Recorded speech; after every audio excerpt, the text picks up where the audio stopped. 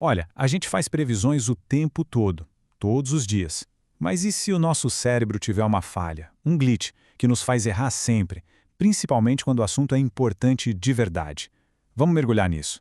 Essa é uma pergunta que todo mundo se faz, né? A gente tenta prever o tempo, o mercado financeiro, até o trânsito. E, na maioria das vezes, a gente erra. Hoje, vamos desvendar uma das principais razões por trás disso.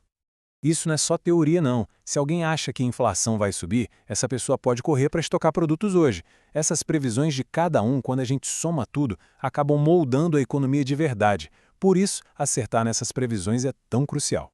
Pois é, o culpado por trás de muitos dos nossos erros de previsão tem nome e sobrenome: viés do crescimento exponencial.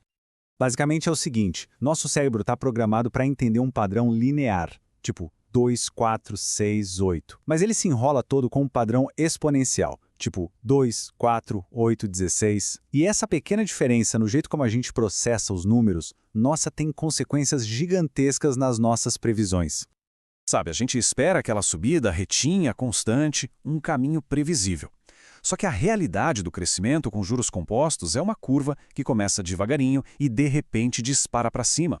É exatamente nesse vão entre a linha reta que a gente espera e a curva que de fato acontece que as nossas previsões vão por água abaixo. Ok, mas como é que a gente mede essa falha? E, mais importante ainda, será que dá para consertar? Alguns pesquisadores criaram um experimento super engenhoso para descobrir exatamente isso. A pesquisa foi direto ao ponto com 3 perguntas-chave. Eles não queriam só provar que esse viés do crescimento exponencial, o VCE, existe. Eles queriam saber se seria possível dar uns empurrãozinhos na gente para pensar com mais clareza e, no fim, tomar decisões econômicas melhores. A montagem do experimento foi bem simples, olha só. Os participantes viam os dados iniciais de uma curva de crescimento, depois tinham que prever onde essa curva estaria lá no dia 35, e para fechar, eles apostavam dinheiro de verdade nessa previsão, investindo num mercado de ações fictício. E aí que a coisa fica interessante. Os pesquisadores introduziram 4 pequenas mudanças, ou empurrões, para ver se conseguiam corrigir esse viés no pensamento dos participantes. O primeiro desses empurrõezinhos foi chamado de tratamento em etapas. A ideia é super simples, mas a lógica por trás é genial. A única coisa que mudou foi o seguinte: em vez de dar um salto gigante lá para o dia 35, as pessoas tinham que prever o caminho até lá por etapas. A hipótese era que, ao forçar as pessoas a pensar nesses pontos intermediários, elas conseguiriam sentir a aceleração da curva. Agora, os 2 empurrões seguintes pegaram essa ideia de prever em etapas e adicionaram um elemento novo super importante, um choque de realidade. Aqui, a coisa funcionava assim. Depois de fazer a primeira previsão intermediária, lá para o dia 15, os participantes recebiam um feedback na hora. O sistema dizia a sua previsão estava errada por X. Isso foi feito tanto com números quanto com um gráfico mostrando a diferença, para ver qual tipo de feedback funcionava melhor. E por último, a intervenção final testou o poder da orientação de especialistas. E se simplesmente dessemos para as pessoas uma dica melhor logo de cara para guiar as previsões delas? Então, antes de sequer começarem a prever qualquer coisa, os participantes desse grupo liam uma mensagem mais ou menos assim.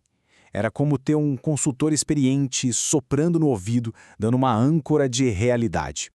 Tá, mas e aí? Será que essas pequenas mudanças fizeram alguma diferença? A resposta, gente, foi um sonoro sim. Os resultados foram impressionantes. Olha só que diferença absurda. O grupo de base, sem nenhuma ajuda, errou feio, o erro foi lá em cima. O grupo que previu em etapas já melhorou, o erro caiu. Mas os grupos que receberam feedback ou a previsão dos especialistas, o erro deles praticamente sumiu, foi quase a zero. Então, o ponto principal aqui é o seguinte: as intervenções mais eficazes não só diminuíram o viés, elas eliminaram o viés. A diferença entre a previsão das pessoas e a realidade caiu para quase zero. Elas conseguiram enxergar a curva exponencial com uma clareza perfeita. E isso nos leva de volta para o começo de tudo. Quando as pessoas fizeram previsões mais precisas no experimento, as expectativas econômicas delas também se tornaram muito mais racionais. Aquele otimismo exagerado causado pelo viés foi corrigido. Ok, vamos trazer isso para o mundo real agora.